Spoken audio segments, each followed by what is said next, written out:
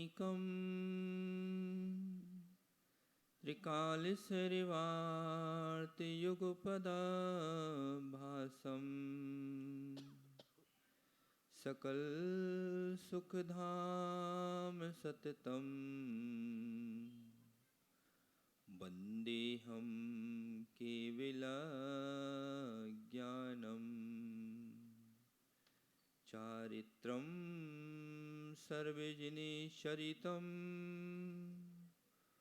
प्रोक्तं च सर्वशेषेभ्यः प्रणमामि पञ्चभेदं पंचम चारित्र्यलाभाय कौर्डमोकारम् अरिहन्ताणं तहेव सिद्धाडम् आयिरीयुवज्जायाडं लोयं यः सव्यसाहूडम्। अनंतानंत सिद्ध परमेष्टि भगवान की जय।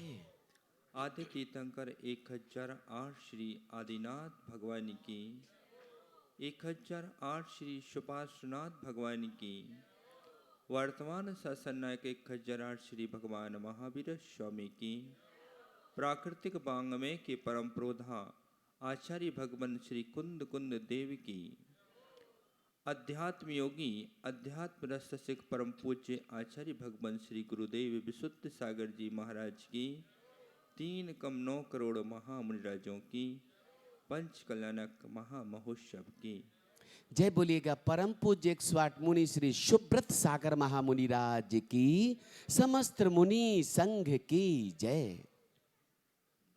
पुण्यक्षुक पुण्यार्थी भव्य आत्माओं, यह है तीर्थंकर प्रभु की देशना मनुष्यों अमृत के समान गुणकारी हुआ करती है।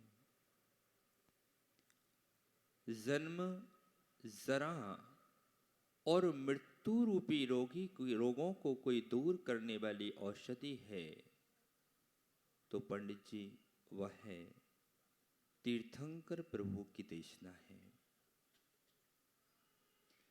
मिश्री में जो मिठास नहीं है, मां के दुग्ध में जो मधुरता नहीं है, उससे भी बढ़कर के कोई मधुर और अमृत के समान है, वो तीर्थंकर प्रभु की देशना और गुरुओं की वाणी है। यह तीर्थंकर प्रभु की देशना अरिहंत भाष्यित सिद्ध सिद्धित आचार्य आचार्यत उपाध्याय उपासित और पार्श्विया सर्व शारुषादित है। जितने भी निर्घंत बने और जितने भी निर्घंतों ने अरिहंत पद पाया है, वो उन्होंने देशना के अनुसार आचरण करके ही प्राप्त किया है।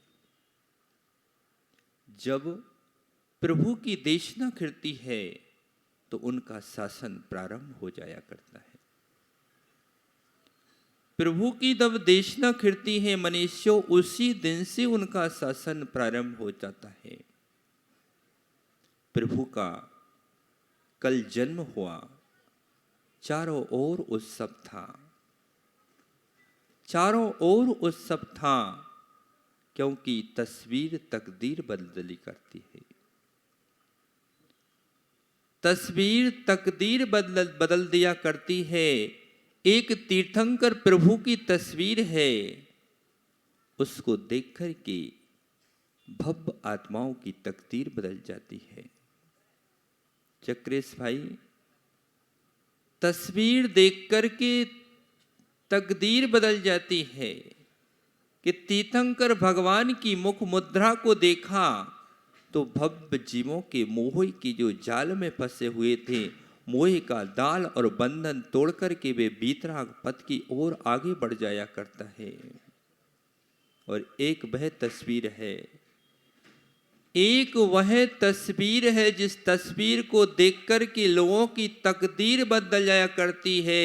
एक वह सप्पू भैया, विनोद भैया, एक वह तस्वीर है कि जिससे लोगों की तकदीर बदल जाती है, और एक वह तस्वीर है जिसको देख करके लोगों की तकदीर फूट जाया करती है।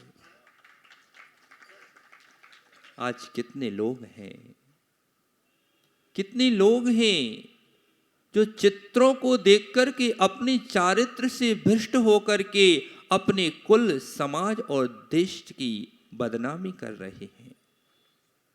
और एक वे लोग हैं चक्रेश भाई, ये सप्पू भाई ने, विनोद भाई ने, नरेश भाई ने बहुत ही अच्छा कार्य किया कि यहाँ पर पंचकल्यनक तो आयोजित किए, मंदिर की स्थापना की, और सप्पू भाई ने और हमारे कुबेर इंद्र ने, हमारे झम्मन लाल जी ने ऐसे जिनेंद्र की स्थापना की कि युगों युगों तक इस धरती पर जिन शासन जयवंत रहेगा। लेकिन एक और जो कार्य इसके साथ हुआ, ये सबसे बड़ा ये कार्य हुआ कि निर्घंत योगियों को तुम यहाँ करके लेकर के आए। पंडित जी, जितने यहाँ लोग आते हैं वो तो आते ही हैं, लेकिन जहाँ हम रुके हैं दिन भर हजारों लोग वहाँ दर्शन करने आते हैं, और इतनी भक्ति पूर्वक। आज सुबह प्रातः काल एक परिवार विशाखापट्टनम से मात्र आधा घंटे के लिए क्यों आए? मात्र निर्घंत योगियों के दर्शन करने के लिए। अरिहंत और निर्घंतों की ये महिमा को देखकर के लगता है, और सम्यक्त का एक कारण भी है कि जिनेंद्र भगवान के दर्शन करने के भव्य जीव सम्यक दर्शन को प्राप्त कर लिया करता है। और मोक्ष मार्ग की कोई नींव है, मोक्ष मार्ग की कोई मूल है, और मोक्ष का महल कहीं खड़ा होता है तो वह सम्यक की नींव पर खड़ा होता है। मनुष्य, एक बात ध्यान रखना, माताओं एक बात ध्यान रखना कि तुम्हारे लिए अरिहंत प्रतिमा के दर्शन अधोलोक में भी हो जाएंगे, मध्य लोक में भी हो जाएंगे, और ऊर्ध्व लोक में भी हो जाएंगे। मनोज पंडित जी, अजित पंडित जी, पारस भैया, ये महत्व की बात समझना।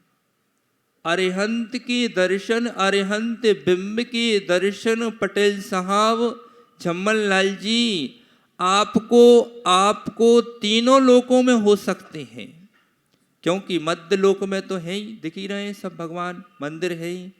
अधोलोक में भी हमारे देवों के ग्रहों में चैत्यालय हुआ करती हैं।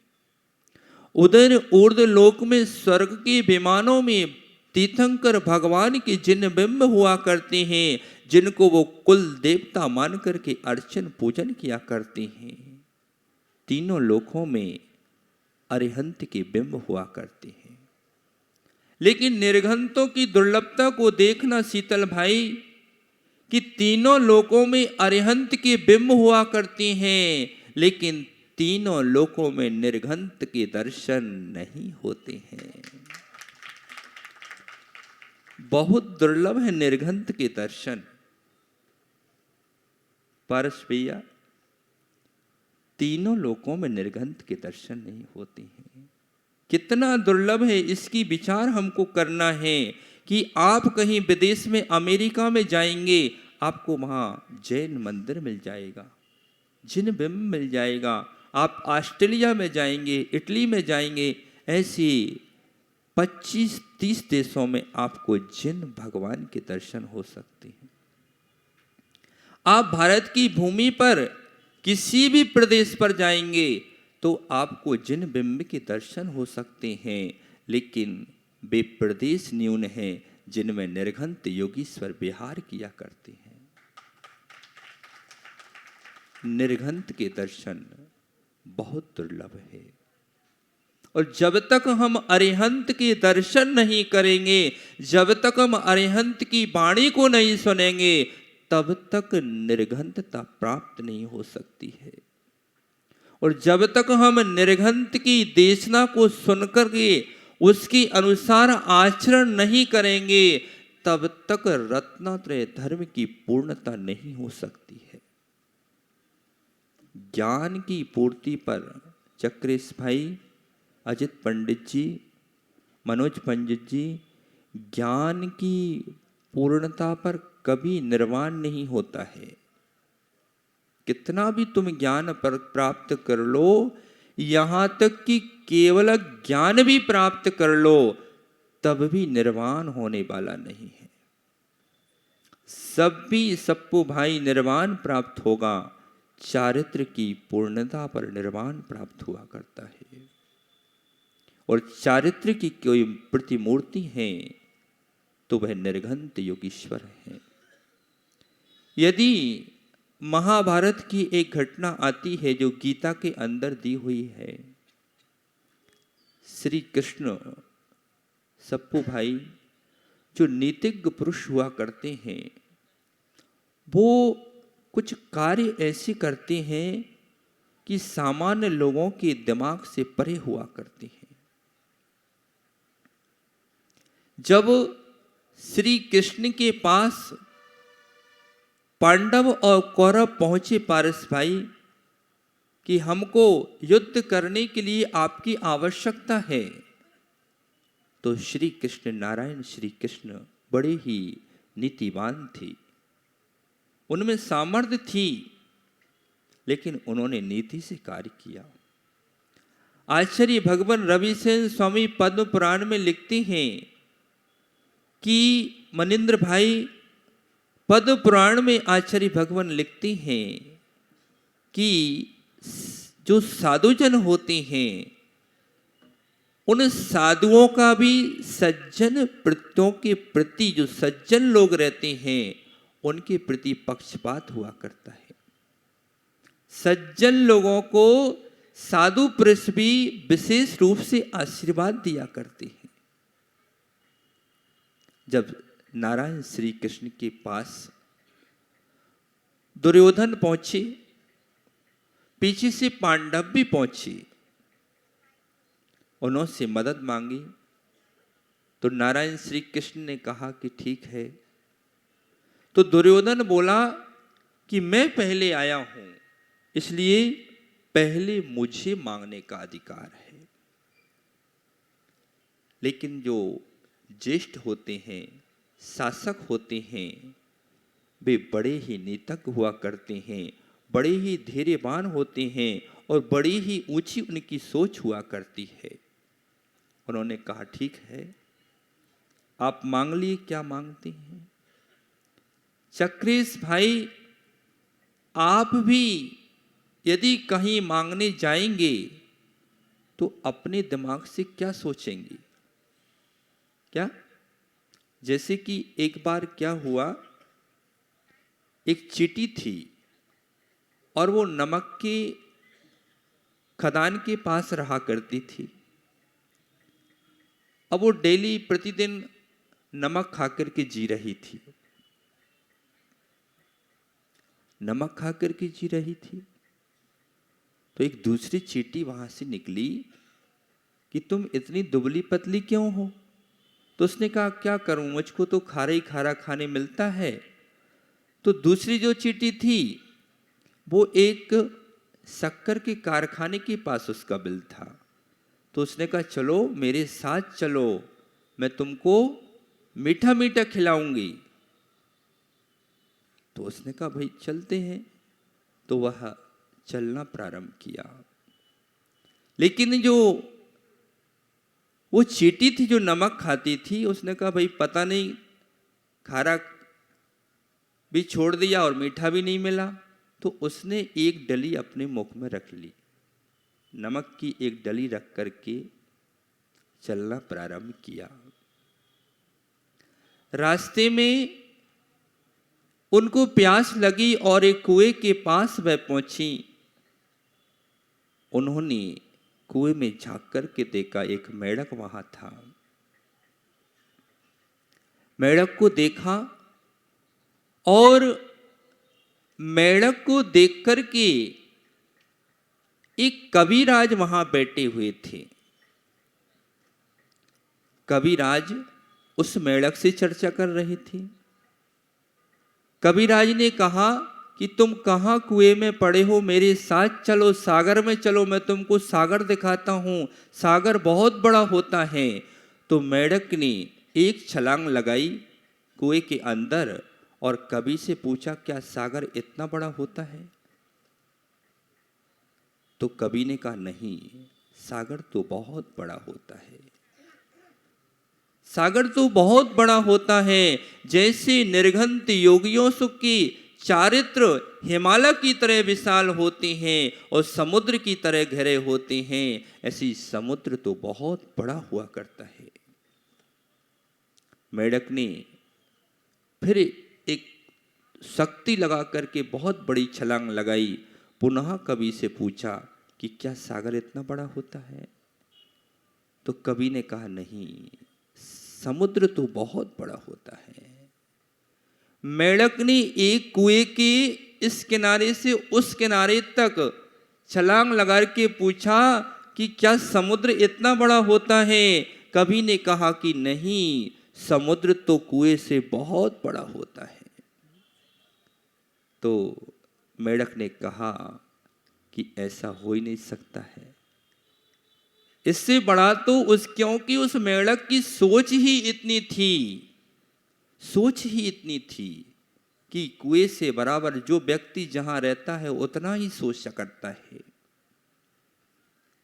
तो मेढक ने कहा कि इससे बड़ा तो समुद्र हो ही नहीं सकता है, क्योंकि उसकी मानसिकता ऐसी हो चुकी थी, उसने विचार ऐसे कर लिए थे, क्योंकि वह निर्णय लेकर के बैठा था कि कुएं से बड़ा तो कुछ हो ही नहीं सकता है, लेकिन समुद्र तो बहुत बड़ा होता है। चींटी ने कहा, चींटी ने देखा, पानी पिया और आगे बढ़ दिए। अब चींटी ले जा करके उसने शक्कर की फैक्ट्री के पास उस चींटी को लेकर के गई। 2-3 दिन निकलने के बाद फिर देखा तो चींटी दुबली की दुबली। तो दूसरी चींटी ने पूछा कि बहन, आपको शक्कर अच्छी नहीं लग रही क्या? बोली, मुझे तो खारा ही खारा लग रहा है, कुछ समझ में ही नहीं आ रहा है। तो चींटी समझ गई कि कुछ गड़बड़ होना चाहिए, क्योंकि शक्कर कभी खारी नहीं होती है। उसने पूछा कि तुम्हारे मुख में क्या है? बोले, नमक।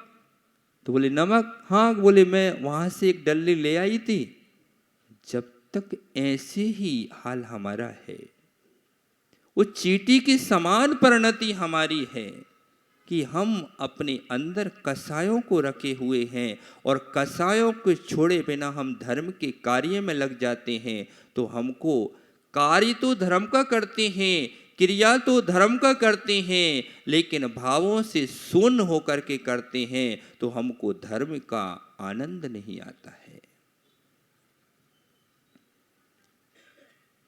यस्मात् क्रिया प्रतिफलन्ति न भाव शून्य। भावों से शून्य होकर के की गई क्रिया का कुछ भी फल प्राप्त नहीं होता है, कुछ भी फल प्राप्त नहीं होता है। जैसे आचार्य भगवान कहते हैं, आचार्य भगवान बसुनंदी स्वामी बसुनंदी श्रावकाचार्य में लिखते हैं कि जो मानव फटे वस्त्रों से, फटे वस्त्र पहन लिए, मैले कुचेले वस्त्र पहन लिए, टूटे फूटे बर्तनों से भगवान की पूजा करता है, वो शीघ्र ही दरिद्रता को प्राप्त होता है। ऐसे ही जो टूटे फूटे बर्तनों को लेकर के, टूटे फूटे पुराने वस्त्रों को पहन करके तीर्थंकर भगवान की पूजा करती है, वो निर्धनता को प्राप्त करता है। ऐसे टूटे फूटे भावों को लेकर के जो प्रभु के द्वार पर आता है, वो निश्चित रूप से सिद्धि को प्राप्त नहीं कर सकता है। मनुष्यों, कृष्ण के पास कौरव और पांडव पहुंचे। कभी कभी पारस भाई, कभी कभी क्या होता है, नीतिज्ञ पुरुष जो होते हैं चक्रेश जी, नीतिज्ञ जो पुरुष होते हैं वो ऐसी नीति खेलते हैं कि सामना वाला समझ नहीं पाता है। जैसे कुछ काम ऐसे पारस भाई हैं, बहुत अच्छा गाते हैं, लेकिन कभी कभी आप देखना कि पारस भाई शांत बैठे रहते हैं और अपने बेटे से कहते कि बेटा तू गा। समझना, बेटा ये ना समझ ले कि मैं बहुत बड़ा कलाकार हो गया। सनी भाई, बेटा समझना, कभी फूल नहीं जाना, दुख में कूलना नहीं और सुख में फूलना नहीं, तो जीवन तुम्हारा आनंद से निकलेगा। तो समझना पारस भाई, एक दूसरा तटस्थ व्यक्ति देखता है कि पारस भाई को इतना अच्छा संगीत आता है, फिर भी शांत बैठे हैं और अपने पुत्र से कह रहे हैं कि बेटा तू गा। समझना सनी भाई, समझना बात को। श्री कृष्ण में इतनी शक्ति थी कि वे कौरवों को क्षण भर में विनाश को प्राप्त करा देते, और उनकी दृष्टि में ये आ भी गया था कि कौरवों का नाश होने वाला है। लेकिन नीतिज्ञ पुरुष कवि कहते हैं जो क्षत्रिय होता है वह कभी भी स्त्री का घात नहीं करता है। जो सच्चा क्षत्रिय होता है वह कभी भी किसी संत पर प्रहार नहीं करता। एक क्षत्रिय का मतलब है जो छत्र की तरह पूरे विश्व का रक्षा करता है। नारायण श्री कृष्ण ने कहा, क्योंकि माताओं एक बात ध्यान रखना, अपने द्वार पर कभी शत्रु भी आए तो उसको दुत्कार करके नहीं भगाना।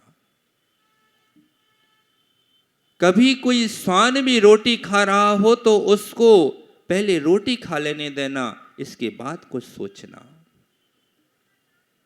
ध्यान रखना, क्योंकि सबके दिन एक से नहीं होते। जो सासू मां, एक सासू मां, ध्यान रखो, जब बहू घर में आती है तो कोई भी बहू, ध्यान रखना, कभी भी इस भाव से नहीं आती है कि मैं सासू से लड़ाई करूंगी। प्रतिदिन प्रथम दिन जब बहू आती है इस भाव से आती है कि मैं अपनी सासू की मां की तरह मान करके चलूंगी। प्रत्येक बहू अपनी सासी की चरण छूती है, लेकिन जब सासू मां अपनी बहू को बेटी की तरह बर्ताव नहीं करती है तो बहू वही वो बहू है, तुम्हारे बेटे को भी तुमसे छीन लिया करती है। ध्यान रखो, कभी भी सबके दिन एक से नहीं होते हैं।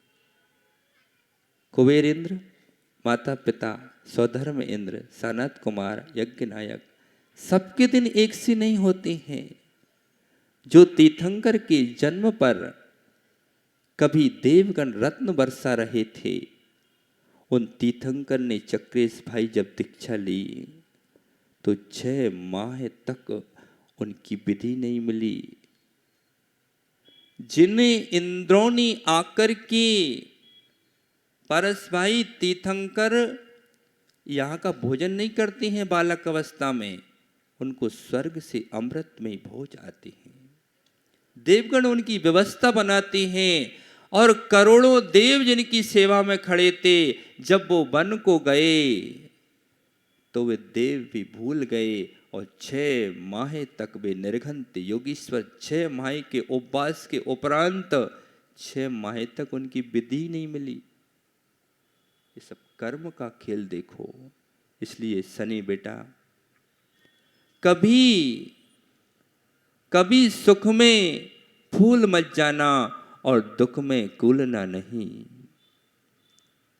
नारायण कृष्ण ने देखा, नारायण कृष्ण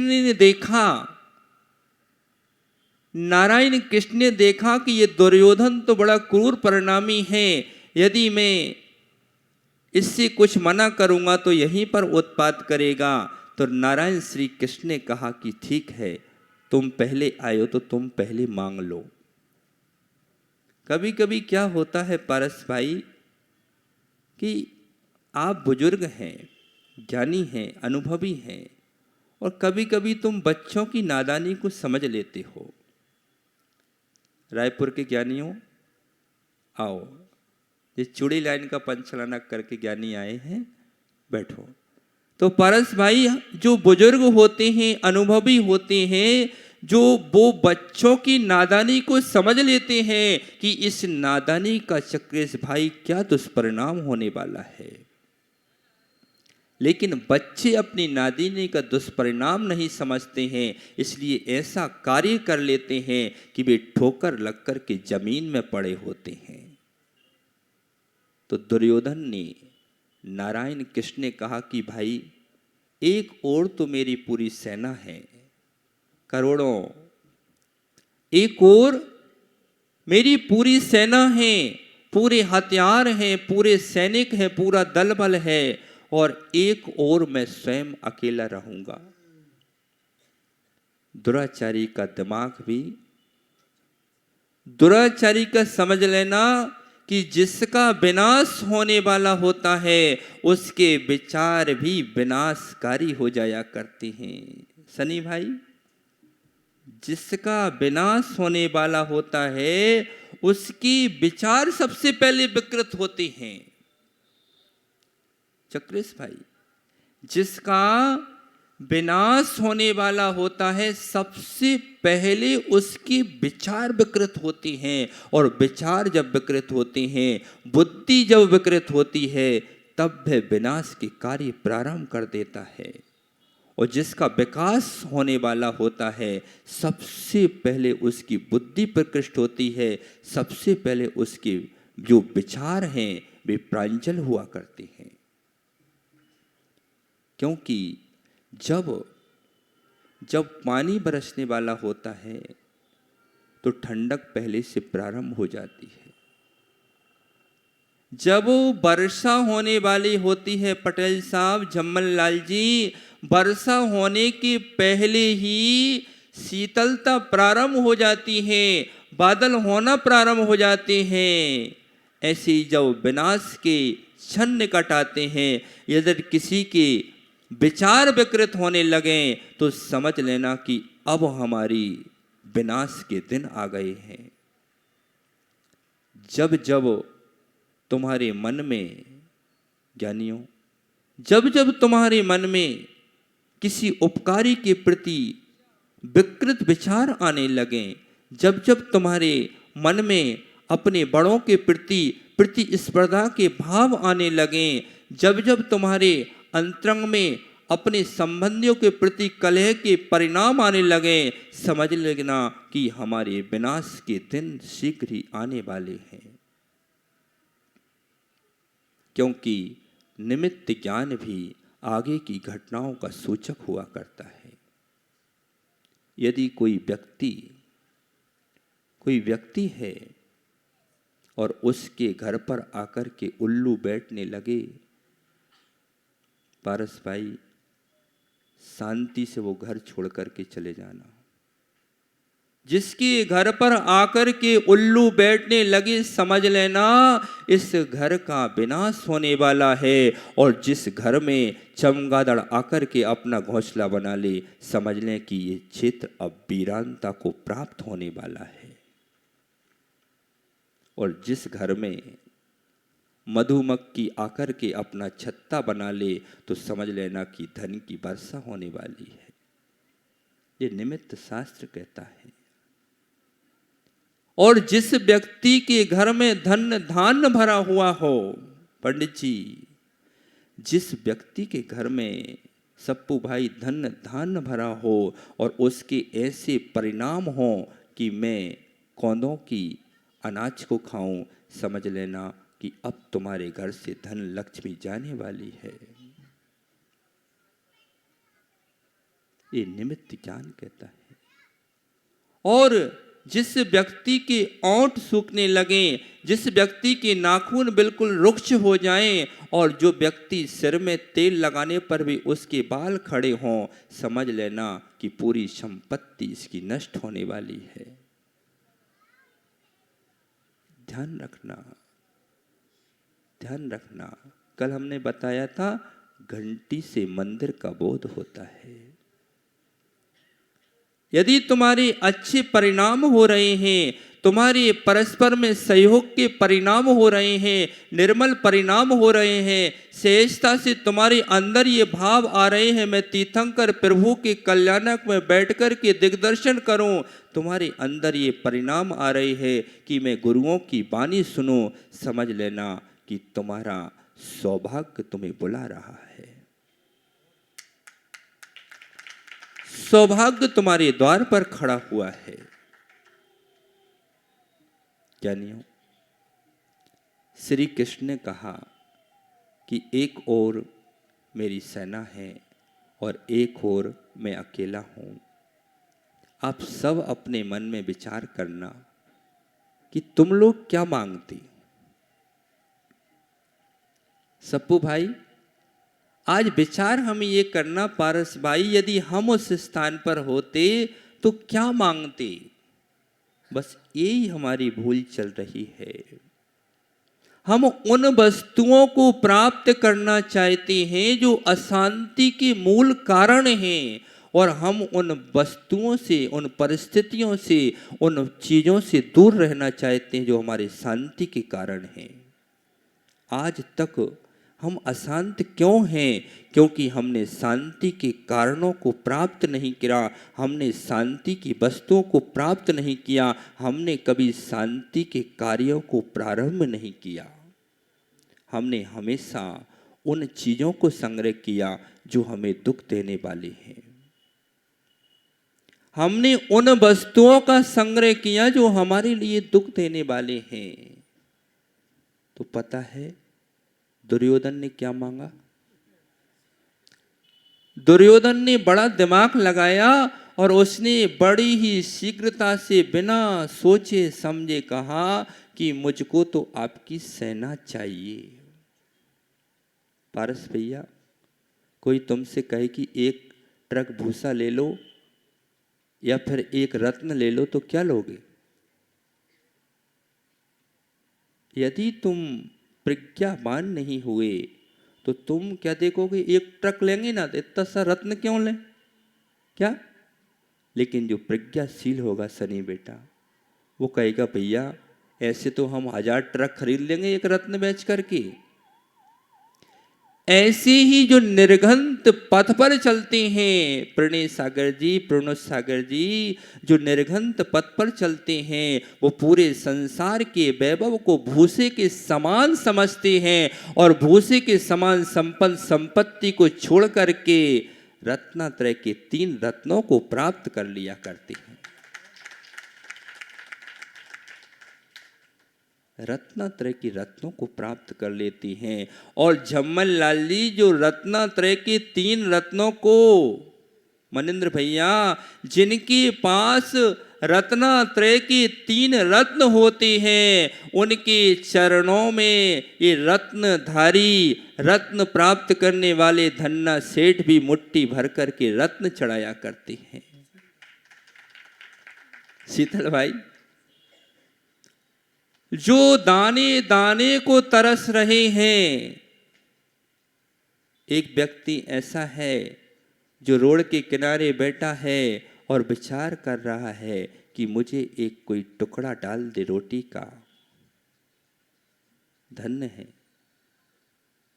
एक भिखारी मारकर बैठकर के सोच रहा है मनिंद्र भैया कि मुझको कोई एक झूठन का एक छोटा सा टुकड़ा ही डाल दे। और एक वे निर्घंत योगीश्वर हैं जो बड़े बड़े रत्नत्रय, रत्न के धारी, बड़े बड़े महलों के जानने वाले स्वामी राजा सम्राट खड़े हुए हैं कि हे भगवान, मेरे द्वार पर आकर के मेरे से आहार दान ले लो। और वे निर्घंत योगीश्वर क्या विचार कर रहे हैं कि इस देह को तो मैंने इतना खिलाया, इतना खिलाया, इतना खिलाया कि खिलाते खिलाते युगों बीत गए और वे उपवास को धारण कर लेते हैं। एक व्यक्ति विचार कर रहा है कि मुझको एक टुकड़ा मिल जाए, उसको एक दाना नहीं मिल रहा है, और निर्घंत योगीश्वर सब कुछ छोड़कर चल रहे हैं, उनके मन में कोई चाय नहीं है, तो सेठ लोग उनके चरणों में आकर के रत्नों को चढ़ा रहे हैं। पारस भाई, कल बहुत आनंद आया। कल सप्पू भाई इतना आनंद आया आहार में कि आज तक नहीं आया होगा, समझ लो। कल इतना आनंद आया। कल एक श्वेतांबर भाई के यहाँ आहार हुए, पंडित जी, उसकी भावना देखिए। वो माँ क्या कहती, हर ग्रास पर वो कहती सप्पू भाई कि महाराज साहब कृपा बरसाइए। क्या बोलती? अब शीतल भाई उसको टोक रहे, ये ऐसा मत बोलो। और मैं उसकी भावना को पढ़ रहा, कितने भद्र परिणाम हैं कि वो क्या कह रही कि एक गिलास ले लो तो हमारे ऊपर कृपा बरस जाएगी। ऐसे विशुद्ध परिणाम। और फिर जब आहार हो गया, झम्मन भाई ऐसा मत देखो कि ये कौन है, किसी छोटे को भी छोटा मत देखो, क्योंकि सप्पू भैया कच्चा माल ही पक्का होता है। माताओं, कच्चा माल ही पक्का होता है। यदि तुम रोटी बनाना है तुमको और तुम आटे को ही फेंक दोगी तो रोटी कैसे बनेगी? तुम यदि रोटी बनाना है तो तुमको आटे को संभाल करके रखना पड़ेगा, और यदि भगवान बनाना है तो तुम्हें पापी ही तो पुण्यात्मा बनता है, और पापी ही पाप का क्षय करके पारस भाई भगवान बनता है। ध्यान रखना, यदि तुम पापी का ही नाश कर दोगे, पापी की हत्या कर दोगे, तो पुण्यात्मा बनेगा कौन? अगवान ही पंडित जी भगवान बना करता है। अगवान ही भगवान बनता है और अगवान ही सिद्धत्व को प्राप्त किया करता है। अगवान ही भगवान बनता है, इस सूत्र को ध्यान रखना। प्रमोद भाई, अगवान ही भगवान बनता है, कच्चे माल से ही पक्का माल बनता है। यदि तुमने बीज का ही नष्ट कर दिया, बीज को ही नाली में फेंक दिया, बीज को ही जला दिया, तो फिर पेड़ कहाँ लगेगा और उसमें फल कहाँ आएंगे? तीर्थंकर भगवान का जन्म हो गया। तीर्थंकर भगवान का जन्म हो गया। यदि वो मरु देवी माँ अपने गर्भस्थ शिशु की रक्षा नहीं करती तो जन्म किसका होता? माताओं, ध्यान देने वाली बात है कि गर्भ की रक्षा होगी तभी संतान हो सकती है। और कोई चाहे कि मैं बीज की रक्षा ना करूं और मुझे फल मिल जाए तो 3 काल में मिलने वाला नहीं है। इसलिए जन्म देना है तो गर्भस्थ शिशु की रक्षा करना होगा, और जब तक हमारा विवेक जागृत नहीं होगा तब तक गर्भस्थ शिशु की रक्षा नहीं हो सकती है। ये नवरंगपुर है, नवरंगपुर है। और व्यक्ति के जीवन में पंडित जी साहब, चाहे वे साधक हो, शासक हो, चाहे संत हो, चाहे श्रावक हो, रंगों का बड़ा महत्व है। सबसे श्रेष्ठ कोई रंग है तो पीत पद्म शुक्ल, रंगों का बड़ा महत्व है। सप्पू भाई, यदि कोई गर्भस्थ माँ तीर्थंकर प्रभु को गर्भ में धारण करने वाली माँ जो होती है, जहाँ वह विश्राम करती है, जहाँ वह सोती है, उस बिस्तर पर धवल वस्त्र बिछा करके सोती है। धवल वस्त्र होंगे तो धवल परिणाम होंगे। और जो माँ कहती है कि मुझको बुरे स्वप्न आते हैं, अरे जब तुम काला बिस्तर बिछा करके सोगे तो बुरे परिणाम और बुरे स्वप्न तो आएंगे ही। गर्भ को धारण करने वाली माँ को काले वस्त्र नहीं पहनना चाहिए, वे अशुभ की सूचक हैं। गर्भ की रक्षा करना है। कितनी सारे नारियां हैं जो अपनी भूल से मां नहीं बन पाती हैं। पारस भाई, कितनी सारी नारियां हैं जो अपनी भूल से मां नहीं बन पाती हैं।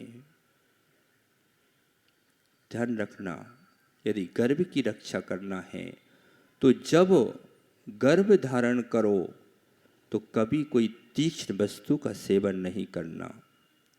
यदि अधिक गर्म वस्तु तुमने पान कर ली तो गर्भ का घात हो जाएगा।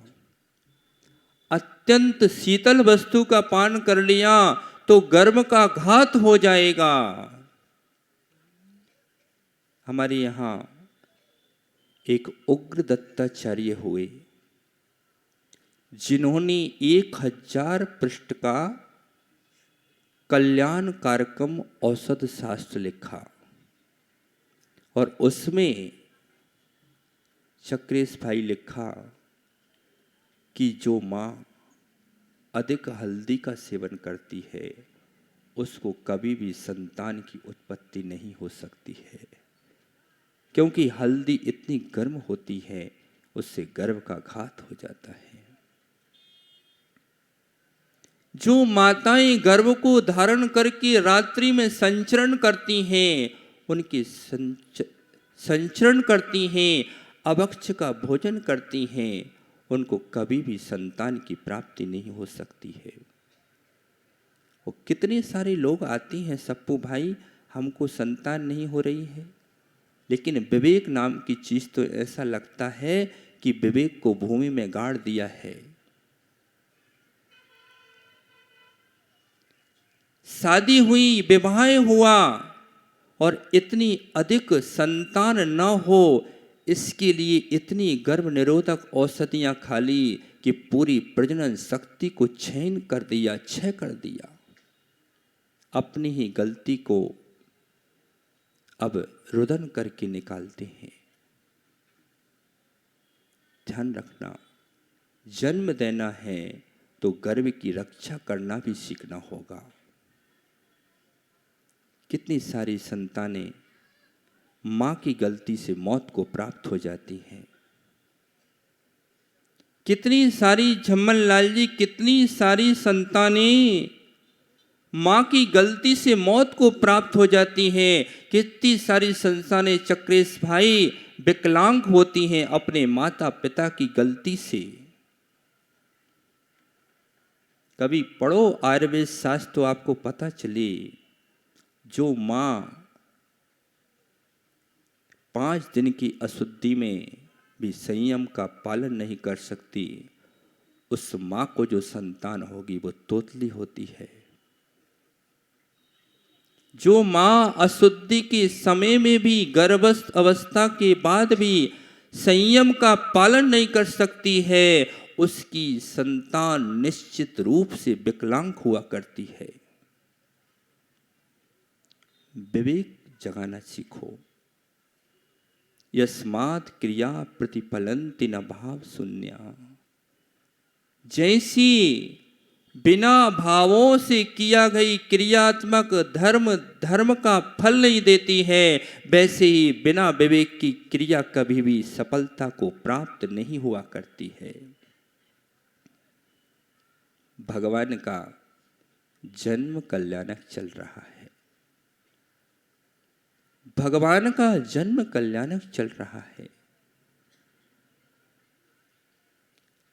जन्म देना है जन्म देना है तो मां बनना सीखो। जन्म देना है तो मां बनना सीखो। आज हमारी दशा क्या है कि हम अग्नि से शीतलता प्राप्त करने की कोशिश करते हैं। अग्नि में कभी शीतलता मिल सकती है क्या? काम हम ऐसे करते हैं, काम हम ऐसे करते हैं कि हम चलते कांटों पर हैं और पुष्पों की सुगंध प्राप्त करना चाहते हैं। विचार करना है कि मां कैसी हो। ये सब बुजुर्ग माताओं का कर्तव्य है कि वे अपनी बेटियों को, बहुओं को इस बात का ज्ञान दें कि गर्भस्थ की शिशु की रक्षा कैसे करना है। लेकिन क्या करें, लेकिन क्या करें? ऐसा पंचम काल है पारस भाई कि सासू के पास बहू रहना नहीं चाहती, उनके ज्ञान को प्राप्त नहीं करना चाहते हैं। तो सासुएं भी क्या करें? सासुएं भी सोचती है अब ठीक है भोगो। क्योंकि ध्यान रखना पारस भाई, यदि आगे बढ़ना है, यदि तुमको चक्रेश भाई आगे बढ़ना है, पंडित जी, सप्पू भाई, जिसको आगे बढ़ना है उसको बुजुर्गों के अनुभव से कुछ लेना चाहिए। युवाओं, यदि तुमको अपने जीवन में सफलता को प्राप्त करना है, सिद्धि को प्राप्त करना है, सुख शांति को प्राप्त करना है, तो कम से कम बड़ों से अनुभव का ज्ञान लेते रहना। क्योंकि तुम्हारी उम्र अभी 20 साल की है, तुम्हारे पिता की उम्र 50 साल की है और तुम्हारे दादा की उम्र 70 साल की है। दादा के पास चक्रेश भाई, सप्पू भैया 70 साल का ज्ञान है, अनुभव है, और तुम्हारे पास 20 साल का है। तो तुम्हारे लिए क्षण भर में, पल भर में 50 साल का अनुभव का ज्ञान चाहिए।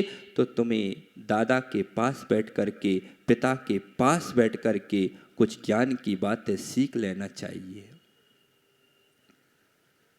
आचार्य शुभचंद्र स्वामी ने ज्ञानार्णव ग्रंथ में लिखा कि वृद्धों की संगति करना चाहिए।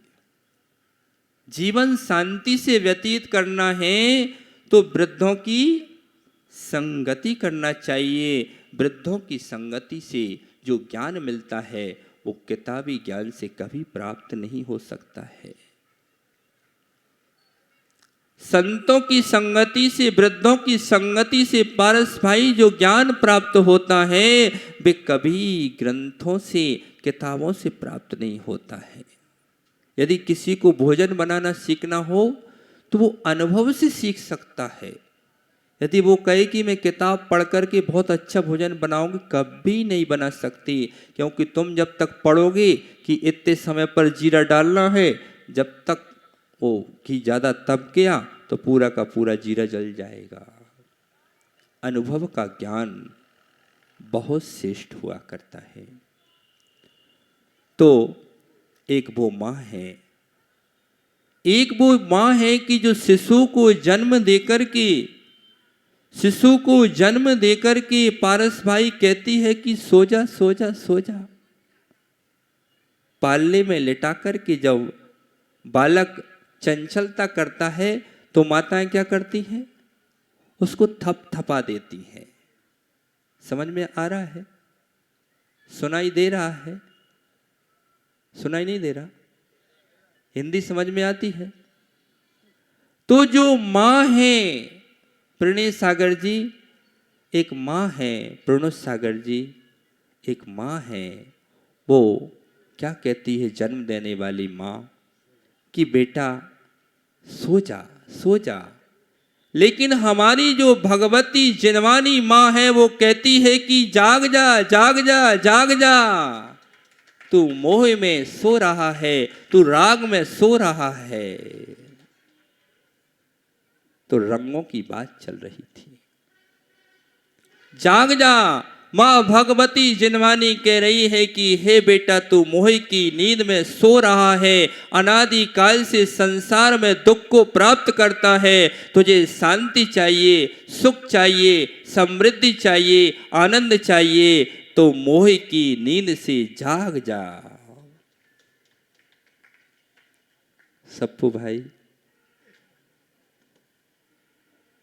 दोहा पाहुड़ ग्रंथ में आचार्य भगवान ने लिखा कि जो व्यक्ति सो रहा है, माताओं ध्यान रखो, जो व्यक्ति सो रहा है उसको पानी के छींटे डाल दो तो वो जागृत हो जाता है। जो व्यक्ति झम्मन लाल जी सो रहा है, चक्रेश भाई, जो व्यक्ति सो रहा है उसको पानी के छींटे डाल दो तो वो जाग जाता है। लेकिन जो व्यक्ति सोने का नाटक कर रहा है उसको बाल्टी भर डालोगी तो वो उठने वाला नहीं है। जो भव्य जीव है, जो भव्य जीव है, उसको यदि गुरुओं की एक वाक्य मिल गया तो वो एक वाक्य को, एक सूत्र को पकड़ करके अपने जीवन का उद्धार कर लेता है। और दिलीप भाई, जो अभव्य जीव है उसको तीर्थंकर भी मिल जाए तो उसका कल्याण होने वाला नहीं है। जिनवानी माँ कह रही है कि बेटो जाग जाओ, जाग जाओ, ये पंचम काल है। यदि पंचम काल में तुम नहीं जागे तो छठम काल ऐसा दुखदारी आएगा कि उसमें आदमी ही आदमी को पकड़ करके कच्चा खाएगा, वहां कोई गुरु नहीं मिलेंगे। ध्यान रखना, यहां पर आपको गुरु मिल रहे हैं मध्य लोक में, तुम नरक में जाओगे वहां गुरु नहीं मिलेंगे। तुम स्वर्ग में जाओगे वहां गुरु नहीं मिलेंगे। तुम अमेरिका में जाओगे वहां गुरु नहीं मिलेंगे।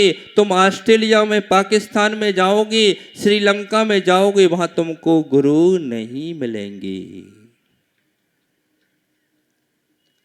गुरु समझा रहे हैं, एक और शांति के पथिक निर्घंत योगीश्वर हैं जो तुम्हें समझा रहे हैं कि बेटा आओ, अमृत का पान करो, शांति के पथ पर चलो, सुख प्राप्त करो, आनंद प्राप्त करो।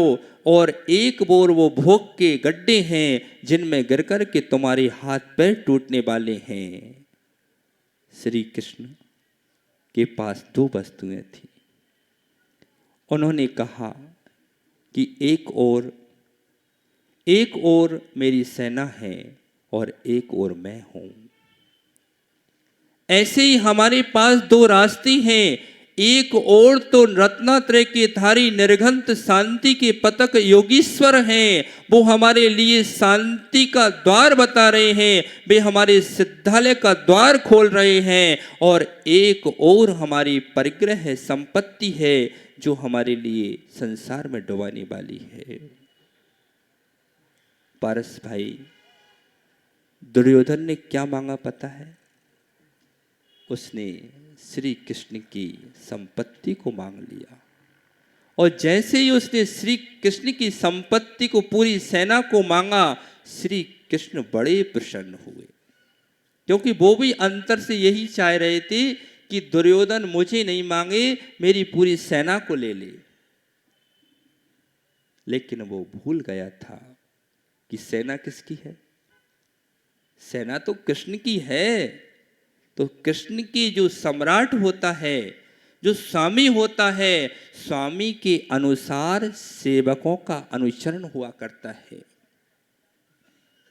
श्री कृष्ण ने तथास्तु बोल दिया कि तुमको मेरे पूरी की पूरे सैनिक तुम्हें दिए जाते हैं। और उधर अर्जुन बड़ा खुश हुआ। वो भी सोच रहा था कि मुझे तो मात्र नारायण कृष्ण मिल गए, तो ये करोड़ों सैनिक क्या करेंगे नारायण कृष्ण के सामने। और जब युद्ध प्रारंभ हुआ, अब सुनो नीति की बात, अपने जीवन को जीना सीखिए। आपको युवाओं से भी मेरा कहना है, आपको जीवन सुखी जीना है, आपको जीवन आनंदित जीना है, तो नीति शास्त्र पढ़ना चाहिए। जिसको नीति और रीति का ज्ञान हो जाता है वो कहीं पर भी पराजय को प्राप्त नहीं हुआ करता है। नारायण कृष्ण में इतना बल था कि वे एक क्षण में पूरे कौरवों को, उनकी सेना को नष्ट कर सकते थे, लेकिन यहां पर नारायण कृष्ण ने एक नीति खेल दी। वो चाहते थे, इतना बल था उनके पास कि वे करोड़ों सैनिकों को पल भर में नष्ट कर सकते थे, लेकिन एक नीति तो वहां खेल दी पहले कि सेना उसको दे दी, और दूसरी नीति ये खेली कि जब युद्ध प्रारंभ हुआ तो जा रहे थे, अर्जुन के मन में ऐसा विचार आया कि हे नारायण कृष्ण, मुझे डर लग रहा है, पता नहीं क्या होगा। इतने में एक दिगंबर योगी सामने से चले आ रहे थे। तो गीता में लिखा कि जहां पर निर्घंत योगीश्वर आ रहे हों, जहां पर पद्मिनी स्त्री आ रही हो, वहां पर विजय सुनिश्चित है। नारायण कृष्ण ने कहा कि देखो अर्जुन, सामने से निर्घंत भावलिंगी, निर्घंत योगीश्वर आ रहे हैं, निश्चित रूप से तुम्हारी विजय होगी, तुम युद्ध प्रारंभ करो। और ज्ञानियों, नारायण श्री कृष्ण ने जो नीति खेली वो यदि हम सब सीख जाएं तो हमारी जीवन की नैया बड़ी सुखद निकल सकती है। नारायण कृष्ण ने कहा, उन्होंने युद्ध नहीं लड़ा चक्रेश भाई, वो नारायण कृष्ण ने दुर्योधन से युद्ध नहीं लड़ा, कौरवों से। उन्होंने मात्र अर्जुन का सारथी बन करके बैठ गए कि मैं रथ चलाऊंगा और तुम अर्जुन युद्ध लड़ो। ऐसे जो श्रेष्ठ पिता होता है वे अपनी संतान को ऐसे संस्कार देता है, और संस्कार देते देते जीवन के नैया में आगे बढ़ा देता है, और वो कहता है बेटा तुम काम करो, हम देखते हैं। नारायण कृष्ण ने युद्ध नहीं लड़ा जम्मन लाल जी, इतनी शक्तिशाली होने पर भी उन्होंने युद्ध नहीं लड़ा। उन्होंने मां सारथी बन करके रथ पर बैठ गए, और ऐसे सारथी बने कि उन्होंने अर्जुन को युद्ध जिता दिया। ज्ञानियों, संबंध भी बनाओ तो इतनी मधुर बनाओ कि कभी वह अशांति का कारण ना बने। यदि संतान भी तुमको जन्म देना है तो श्रवण कुमार जैसी संतान को जन्म देना। यदि संतान को तुम्हें जन्म देना है तो श्री राम की तरह संतान को जन्म देकर के संस्कारित करना, और संतान को जन्म देना है तो आदिश्वर ऋषभदेव जैसी संतान को जन्म देना। संतान वही श्रेष्ठ है जो आज्ञाकारी हो, विवेकी हो, विनयशील हो, यशमान हो। जानियो, दशरथ ने श्री राम को वनवास दे दिया, तब भी राम ने ये नहीं कहा कि मुझे हिस्सा चाहिए। यदि तुम्हें अपना नाम चाहिए पूरे पारस भाई, कभी विचार किया श्री राम कितने प्रज्ञावंत व्यक्ति थे। उन्होंने सोचा कि अभी मैं हिस्सा मांगूंगा तो मुझको 4 भाई हैं तो एक कोना मिलेगा। तो उन्होंने क्या किया? वन में चले गए। अरे बनिया हो अपन, बनिया बनना है तो बनिया बन करके जियो, और बनना है तो बन को चलो। क्या बनना है? राम ने भी सोचा कि मुझे को बनना है, यदि पूरे विश्व का सम्राट बनना है तो उन्होंने वन का रास्ता चुन लिया, और विश्व पूज्य बनना है तो वन में जाना पड़ेगा। आज भगवान जाने वाले हैं वन में। पारस भाई, बनना है तो वन में जाना पड़ेगा। और वे श्री राम वन में चले गए, और वन में जाकर के उनने अपना समय काट लिया। और एक समय आया कि कि पूरे विश्व के वे शासक बन गए। बनना है तो बनिया बनकर के जियो। एक सच्चा जो बनिया होता है पंडित जी, उसका लड़ाई भी हो जाए किसी से तो वह कभी भी लठ नहीं मारता है। वो क्या करता है, गड़े हुए पत्थरों को उखाड़ना प्रारंभ करता है। उसका रहस्य समझ में आया आपको? क्योंकि जब तक वो पत्थर उखाड़ेगा तो सामने वाला वैसे ही भाग जाएगा, लड़ने की जरूरत क्या है। और जब तक मान लो कि पत्थर उखाड़ेगा उठाएगा तो अपनी भी कसाय शांत हो जाएगी। अब लोग कहते हैं कि बनियों के पास इतना पैसा क्यों है, इसका उत्तर खोजा कभी तुमने?